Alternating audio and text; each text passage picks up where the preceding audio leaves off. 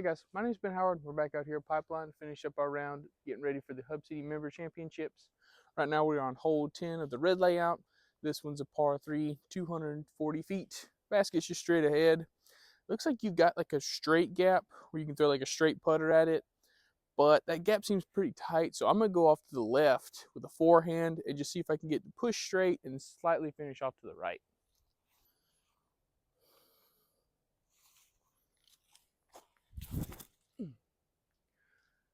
Ooh, barely got around it. Sit down. Oh yeah, perfect.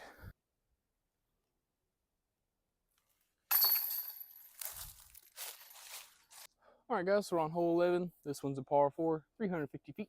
Basket's through this gap, tucked off to the left.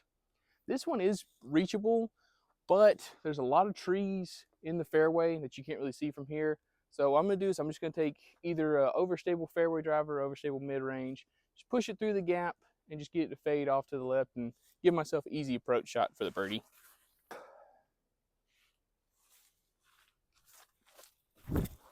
Ooh, early, but oh, what a beautiful kick. That's exactly what I wanted, just minus this tree kick. But let me try a fairway driver through that gap, see how well that works. Don't have a ton of room to run up on here, so I probably will still go with the mid-range, but I just want to try the fairway just to see what happens. Yep. Well, one early release, one late release. All right, so I didn't think I actually got this far off the tee, so I actually got an eagle putt, so let's go ahead and make it.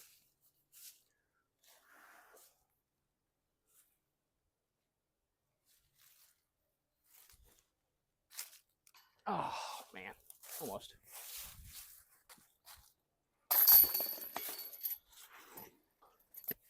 All right, guys, we're on hole 12. This one's a par 3, 340 feet. Basket's down this way, tucked off to the left, not too far. So I'm going to go with overstable fairway driver, throw out to the right, try and get it to fade in before these trees you can see right here.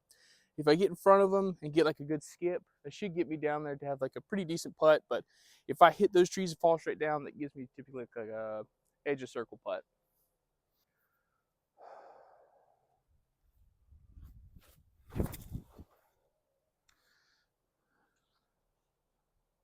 And a skip. Oh, man. Dang. If I'm in front of those or behind those, that's really good. Okay, so this isn't near as bad as I was thinking, and that those trees are actually a lot closer to the basket than I was thinking.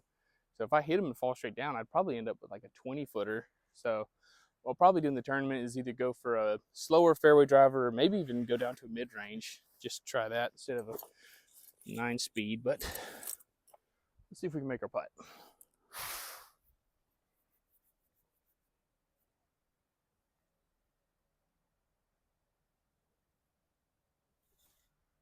Say hi. Ah, dang.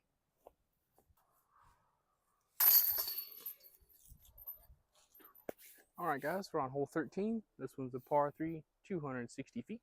Basket's just straight ahead, basically.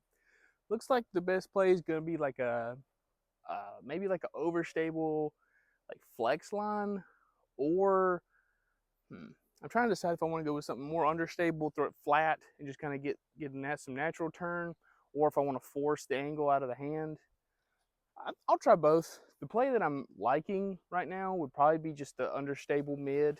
Just throw it at this tree like right between us and the basket and just get the turn off of it. I'm gonna go with that as my main play, then I'll try a flex backhand.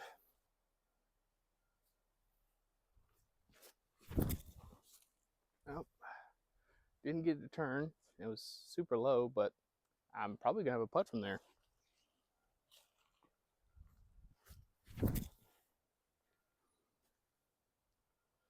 Didn't give enough turn to get the flex around that corner.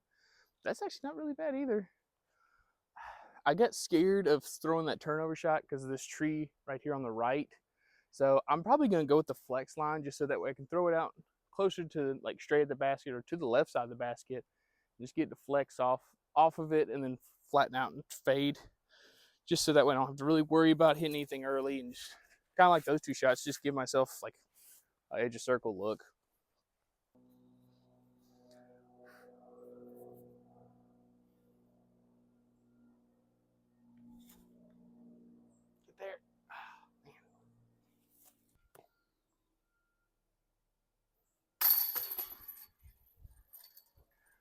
All right, guys, we're on hole 14. This one's a par 3, 160 feet, just straight ahead. Um, Not really too sure what the best line would be on this hole. The one I'm going to go for, I'm going to take the pillar, throw it right at this tree, see if I can get just bend off of it, have the pillar flatten out and push straight.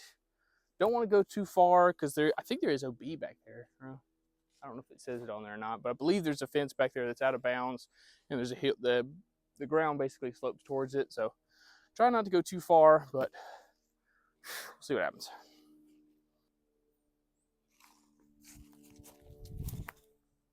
Hold it. Okay. I don't know how close that is, but I think that's like 25 feet.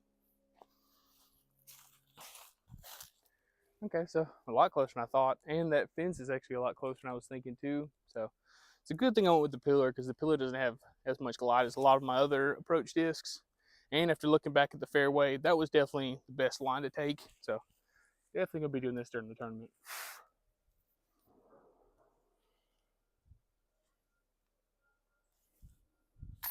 Whew, good catch. All right, guys, we're on hole 15. This one's a par 3, 260 feet. Basket's through this gap, tucked off to the left just a little bit. Looks like the main thing you want to make sure you do is just miss this tree in the middle of the fairway. If you hit that, fall straight down. I think it's like a 50-foot look. So either you can throw something just dead straight, or throw something that's glidey with a little bit of overstable finish. I think I'm going to try that. Just something that's a little overstable, but will still give me plenty of glide.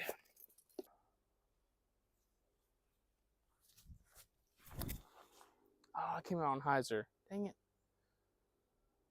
Well, I didn't hit anything. I think I'm all the way down there to where the ground flattens out, so I'll probably have like a 45-foot look at it. All right, so we actually ended up in a relatively good spot. Wide open, pretty good footing. Still probably in that 40 to 45-foot range, so let's see if we can make it.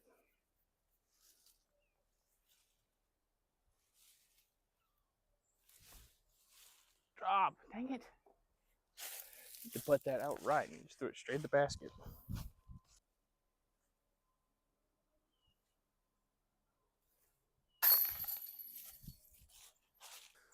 All right, guys, we're on hole 16, par 3, 145 feet. Just right there. I mean, if you don't want to go through this really tight gap, there is some, it looks like you can lay up out to the right and just play for par, I guess, but you got to go for it.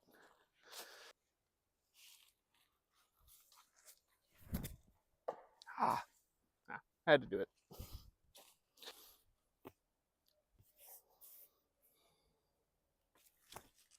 Oh, too much.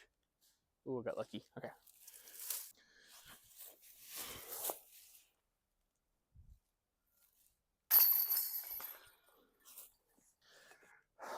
All right, guys, we're on hole 17. This one's a par 4, 414 feet. Off the tee, just trying to throw a hyzer through this gap, get it to finish as far left as we can while still being out in the open. Then from there, going back up the hill with the basket being tucked off to the right.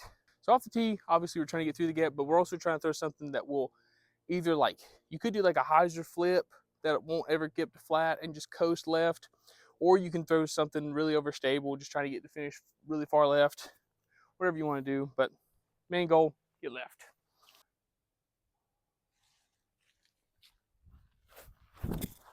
Oh, get through there.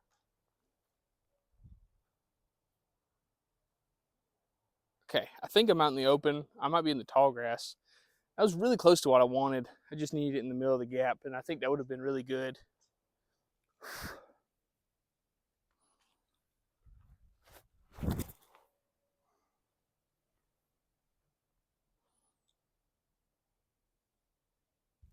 All right, so after throwing that second shot with the destroyer and seeing how close that is to the back wall, that kind of scares me away from throwing this shot, just because there's a chance I could push it long into the wood line over here, which is just bad all around, because either you just have to try and go through the woods up to the basket, or just pitch directly out, or sometimes even backwards. So what I'm probably going to do off the tee on this one is just throw something like the destroyer, maybe something a little more overstable, throw it at that tree line through the gap and just get the fade off of it. But still got to get up and down for a birdie.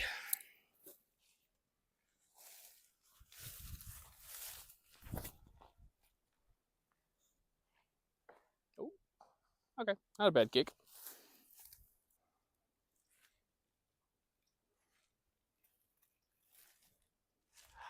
I keep doing that. I'm throwing it too high and it's fading off the basket.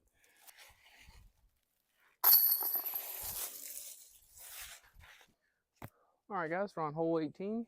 Final hole of the video. This one's a par 3, 234 feet. Just dead straight ahead. Looks like you could really go whatever line you want to. There's a backhand hyzer route. There's a straight shot right at the basket. But the play I'm going to be going for is just forehand down the left side, right at this tree. Just try and get the fade off of it right into the basket.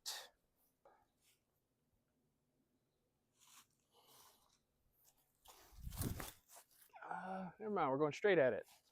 Get in the bucket. Ooh. Oh, dang it. Great. Now I'm going to have the biggest tree in the fairway between me and the basket.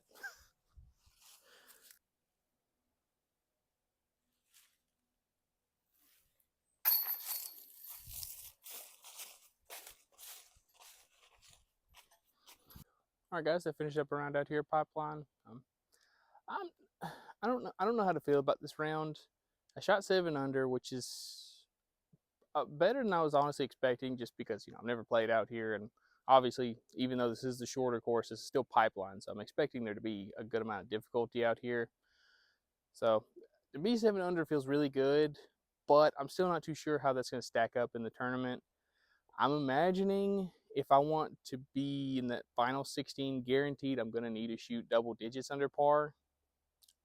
Y'all can let me know if that's unrealistic. I don't really know. I feel like pretty much every hole out here is birdieable, so I could really see somebody shooting like 13, 14 under if they're hot. So I don't know. But yeah, just to give a quick review of it, because since it's the first time I've ever played it, this is actually a really fun course. Because when I'm coming out here to pipeline, I'm expecting to have to mentally fortify myself to play out here. I'm going to get bad tree kicks. I'm going to take bogeys, double bogeys, and just I'm gonna have a rough time out here. But I can ultimately see why a lot of people come out here, because it's in that perfect spot, like just above a pitch and putt course, where it's every hole is birdieable, but ultimately there's enough difficulty on the course to where it doesn't feel like a pitch and putt, if that makes sense. I will say the holes did kind of feel a little repetitive, because as you could tell, I really only threw like what 5, 6 different discs off the tee out here, so it's whatever. But if you're interested in checking out the tournament, I'll have the link to the disc golf scene thing down in the description. Please come check it out, because it's gonna be a lot of fun. It looks like it might be raining. I haven't really looked at the weather since yesterday, so I don't know if that's still the case or not. And this one can be pretty rough when it comes to like mud and stuff like that, especially as you could tell with all the leaves and stuff. So if you are playing the tournament, definitely make sure to prepare for some rain and some mud. Big thank you to my sponsors, Goliath Discs and Upper Park Disc Golf. If you want to check them out, I've got their link to their stuff down in the description, and I've got my discount codes down there. Not only does it support my sponsors, but also supports me if you use those codes or those links. So please go check them out. But thank y'all so much for watching. You have a good one.